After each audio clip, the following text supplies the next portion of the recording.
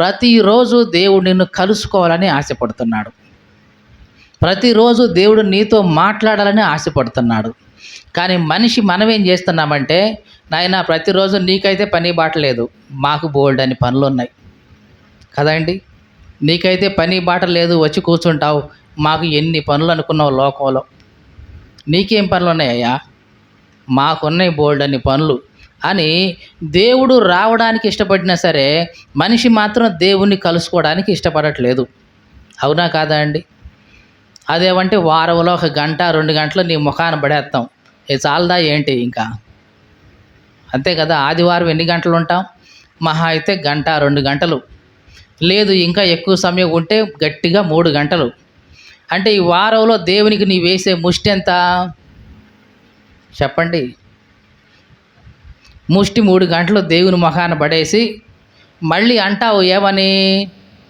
ఏ నాయనా నన్ను దీవించలేదేంటి, నాకు ఆశీర్వాదం ఇవ్వలేదేంటి, నాకు ఇళ్ళు ఇవ్వలేదేంటి, నాకు పొలాలు ఇవ్వలేదేంటి, నాకు ఆస్తిపాస్తులు ఇవ్వలేదేంటి, నాకు ఆశీర్వాదం ఇవ్వలేదేంటి, నాకు పిల్లల్ని ఇవ్వలేదేంటి, నాకు ఉద్యోగం ఇవ్వలేదేంటి, మళ్ళీ వాళ్ళకి అవి లేదు ఇవి లేదు అని దీని గురించి ఇంకా ఏమంటావు?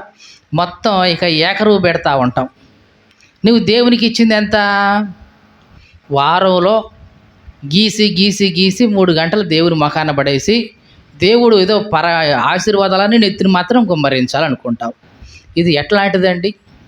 మీకు అర్థమైందా ఈ మాట? దేవునికేమో నువ్వు సమయాన్ని ఇవ్వవు, ఆయనతో సహవాసం చేయవు, కానీ ఆయన అన్నీ మాత్రం నీకు కావాలి. ఇది ఎట్లా ఉందంటే లోకంలో ఒక సామెత ఉంది, కొండలో అన్నం కొండలోనే ఉండాలంట, కొడుకు మాత్రం దున్నపోతయి ఉండాలంట. అర్థమైందా ఈ మాట? కొండలో అన్నం కొండలోనే ఉండాలి, అది తరగకూడదు. మరి కొడుకు మాత్రం దున్నపోతులాగా బలంగా ఉండాలి. ఎట్లా అవుతాడో ముందు అది తింటే కదా వాడు అయ్యేది. అట్లా కుదరదు, అది అట్లాగే ఉండాలా. వీడు మాత్రం మంచి బలంగా దున్నపోతులాగా తయారవ్వాలి. అది ఎట్లా కుదురుద్దమ్మా? నువ్వు తినాలి కదా వాడు. తింటే గురుకొని మళ్ళీ అదేంటి, అన్నము తినకూడదు కానీ వీడు మాత్రం లావు అవ్వాలి. ఈరోజు క్రైస్తవులు ఈ దినాల్లో ఎట్లాగే ఉన్నారు.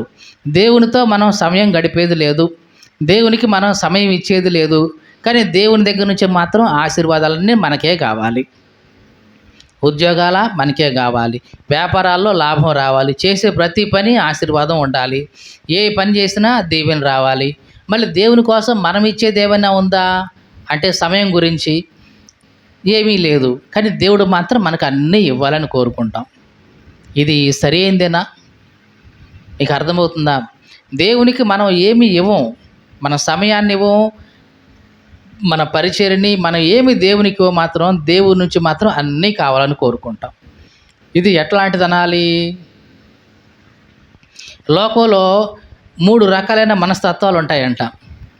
ఒకటి రాక్షస మనస్తత్వం, అంటే నాది నాదే, నీది కూడా నాదే అనే మనస్తత్వం ఏంటిదంట? రాక్షస మనస్తత్వం, రాక్షస స్వభావం అంట. మరి మానవ స్వభావం అంటే నాది నాదే, నీది నీదే అని అనుకుంటే ఇది మానవ స్వభావం అంట. మరి దేవుని స్వభావం అయితే నీది నీదే, నాది కూడా నీదే అని అనుకుంటే దేవుని స్వభావం అంట అది. అంటే దేవుడు అంటాడు, మానవుడా నీది నీవు తీసుకో, నాకున్నది ఏదైనా ఉందంటావా అది కూడా నీకే ఇస్తాను, తీసుకో, అనుభవించుకో అని అంటాడు. నిజమే, మానవుడు తనకున్నది తను అనుభవిస్తూనే దేవునిదంతా కూడా మానవుడు అనుభవిస్తున్నాడు కదండి. భూమి, ఆకాశం, నీరు, నిప్పు, గాలి ఇవన్నీ ఎవరివి? మానవుడు కాదు కదా. అయినా సరే మానవుడు వాటిని ఉపయోగించుకుంటానే ఉన్నాడు. అంటే దేవుడు ఏమంటున్నాడు? నాయనా నీది నీవే ఉంచుకో, నాది కూడా నీవే ఉంచుకో, సంతోషంగా ఉండు అంటాడు దేవుడు. ఇక మనిషి అయితే, మానవ స్వభావం అయితే, అబ్బాయి నీది నీదే, నాది నాదే, నా దాంట్లోకి నువ్వు రావద్దు, నీ దాంట్లోకి నేను రాను, సరేనా అని అనుకుంటాడు మనిషి. ఇక రాక్షస స్వభావం ఉంటుంది. ఇదేంటంటే నాది నాదే, పక్కోడిది కూడా నాదే, నీది కూడా నాదే అనే మనస్తత్వం రాక్షస మనస్తత్వం. ఇది నిజంగా ఒకవేళ కొన్నిసార్లు క్రైస్తవుల్లో ఇదే ఉందేమో అనిపిస్తుంది కదండి.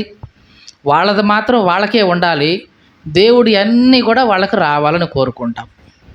కాబట్టి ఇది సరైంది కాదు.